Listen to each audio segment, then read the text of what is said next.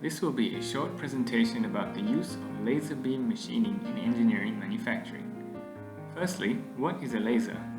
The word laser is an acronym for light amplification by stimulated emission of radiation. Effectively, a laser is a focused beam of light. Because that energy is contained within this beam of light, lasers can be utilized in high precision engineering manufacturing. This laser beam can then be directed towards the workpiece for machining.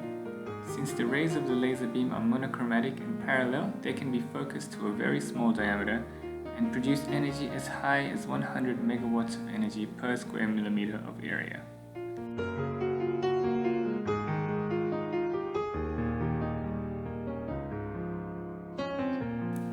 There are many advantages to laser beam machining.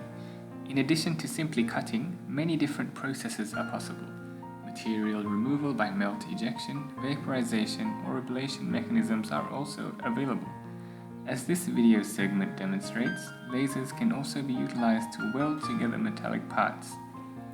Other advantages of laser machining include high accuracy and high precision manufacturing and machining of parts, the micromachining of materials unsuitable in conventional machining, such as ceramic, silicon, and graphite, and exceptional microelectronic manufacturing, such as scrubbing and drilling away of substrates on semiconductor wafers and chips.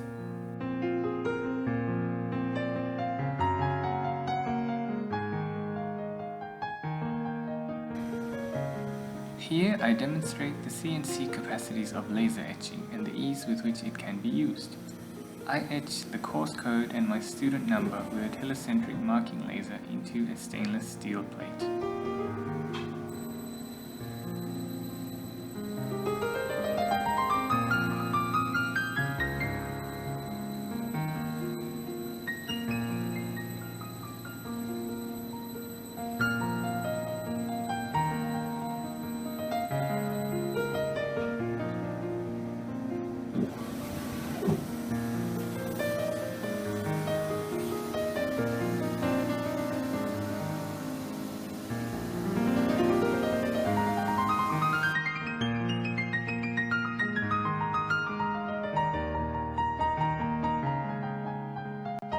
As useful as laser beam machining is, lasers are also potentially very harmful. Moderate and high power lasers are potentially hazardous because they can burn the retina of the eye and cause blindness and even injure the skin. The international standards IEC 60825 define classes of lasers depending on their power and wavelength. These regulations also describe safety measures required at these different laser classes, such as labeling lasers with warnings and wearing laser safety goggles. To control the risk of injury, these regulations must be used when machining with lasers. Thank you for listening.